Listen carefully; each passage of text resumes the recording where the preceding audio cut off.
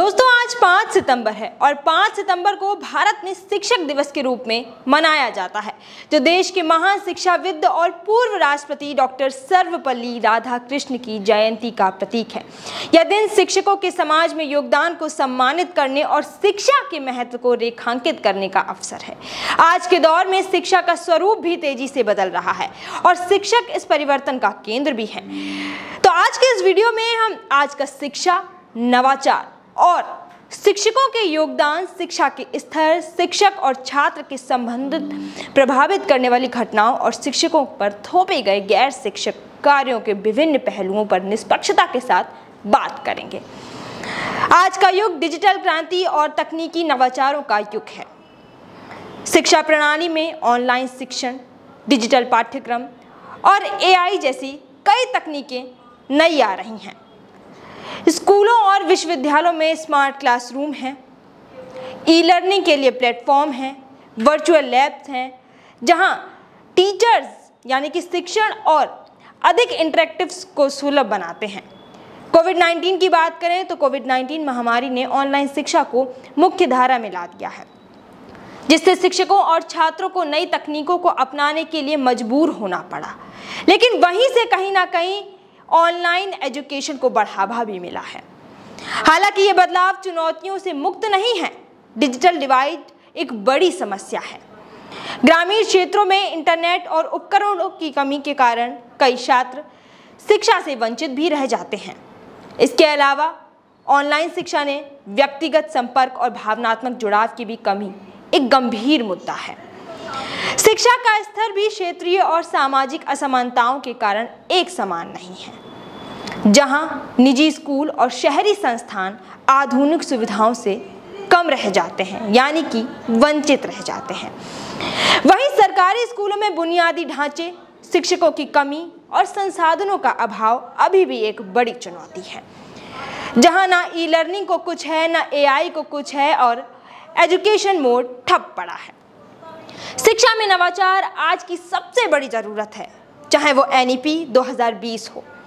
NEP 2020 नई शिक्षा प्रणाली भारत में शिक्षा प्रणाली को और अधिक समग्र और कौशल आधारित बनाने की दिशा में कदम उठाए थे।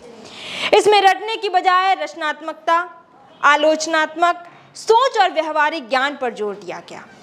शिक्षा, कोडिंग और डिजिटल साक्षरता को स्कूली पाठ्यक्रम में शामिल भी किया गया और लगातार अभी भी प्रयास भी जारी है।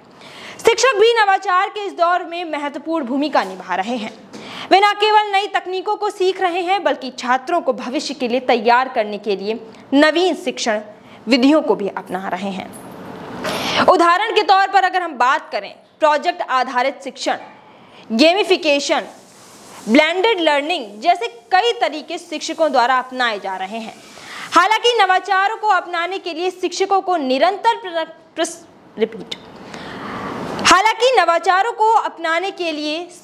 निरंतर प्रशिक्षण और संसाधनों की आवश्यकता है, जो कि कई जगहों पर अपर्याप्त है, यानी कि है ही नहीं। क्या होता है ऑनलाइन मोड पता ही नहीं। शिक्षक समाज के निर्माता वे न केवल ज्ञान का प्रसार करते हैं, बल्कि नैतिकता, सांस्कृतिक और सामाजिक मूल्यों को भी अगली पीढ़ी तक पहुंचाने का काम करते हैं। एक शिक्षक का प्रभाव केवल कक्षा तक सीमित नहीं होता है, वे समाज में नेतृत्व, जागरूकता और प्रगति के प्रेरक भी होते हैं। ग्रामीण क्षेत्रों में बात करें तो शिक्षक सामाजिक परिवर्तन के वाहक बनते हैं, जहां वे शिक्षा के साथ साथ जेंडर समानता, स्वच्छता और स्वच्छता और सामुदायिक विकास जैसे मुद्दों पर जागरूकता फैलाते हैं। महामारी के दौरान शिक्षकों ने असाधारण योगदान भी दिया। जब स्कूल बंद थे तब उन्होंने ऑनलाइन कक्षाएं चलाईं, सामुदायिक स्तर पर बच्चों को पढ़ाया, कई बार अपने संसाधनों से छात्रों की मदद की। इसके बावजूद भी शिक्षकों के अक्सर उचित सम्मान और आर्थिक सुरक्षा नहीं मिल पाती है। सरकारी स्कूलों में शिक्षकों की कमी और निजी क्षेत्र में कम वेतन जैसी समस्याएं उनके योगदान को प्रभावित भी करती हैं। और अक्सर हम देखते भी हैं कि ऑनलाइन मोड कैसे शिक्षा को प्रभावित करता है। भारत में शिक्षा का स्तर एक जटिल मुद्दा है। एक और जहां आईआईटी, आईआईएम और अन्य प्रतिष्ठित संस्थान विश्व स्तर पर अपनी पहचान बना रहे हैं, वहीं दूसरी ओर लाखों बच्चे बुनियादी शिक्षा से वंचित हैं। क्या ये सही है?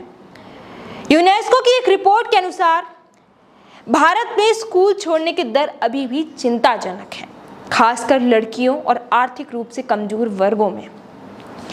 शिक्षा का स्तर सुधारने के लिए सरकार को गैर सरकारी संगठनों में नए कदम उठाने चाहिए, जो कि अभी तक नहीं उठाए जा रहे हैं, जैसे मिड डे मील योजना, सर्व शिक्षा अभियान और बेटी बचाओ बेटी पढ़ाओ। लेकिन इन योजनाओं के कार्य कई जगहों पर अपर्याप्त हैं। शिक्षकों की गुणवत्ता, पाठ्यक्रम की प्रासंगिकता और मूल्यांकन प्रणाली में सुधार की ऐसी तमाम ज़रूरतें हैं जिनको अगर पूरा किया जाए तो वो बच्चे जो अपना सपना पूरा करने के लिए पढ़ने जाते हैं उनको ऊंचाइयां मिल सकती हैं। शिक्षक और छात्र का रिश्ता विश्वास, सम्मान और प्रेरणा पर आधारित होता है, लेकिन हाल ही के वर्षों में कुछ ऐसी घटनाएं सामने आई हैं जो इस रिश्ते को कलंकित कर रही हैं। अब आप सोचेंगे ऐसा क्या? शिक्षकों द्वारा शारीरिक या मानसिक उत्पीड़न, पक्षपात, अनुचित व्यवहार कि ऐसी तमाम खबरें समय समय पर सुर्खियां बटोरती हैं, जो कि हम और आप अच्छे से जानते हैं। दूसरी ओर छात्रों द्वारा शिक्षकों के साथ दुर्व्यवहार या हिंसा जैसी घटनाएं भी सामने आती हैं। इन घटनाओं के पीछे के कई कारण हैं। शिक्षकों पर अत्यधिक कार्यभार, तनाव, अपर्याप्त प्रशिक्षण इस तरह के व्यवहार को बढ़ावा देते हैं। इन घटनाओं के पीछे के कई कारण हैं। शिक्षकों पर अत्यधिक कार्यभार, तनाव और अपर्याप्त प्रशिक्षण इस तरह के व्यवहार को भी बढ़ावा दे सकते हैं। वहीं समाज में नैतिकता और सम्मान की कमी भी इन समस्याओं को जन्म देती हैं।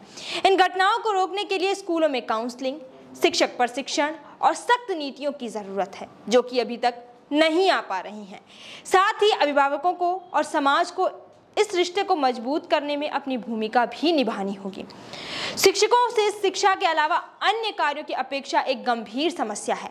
सरकारी स्कूलों में शिक्षकों की जनगणना होना, मतदाता सूची तैयार करना, चुनाव ड्यूटी और अन्य प्रशासनिक कार्यों में शामिल किया जाता है।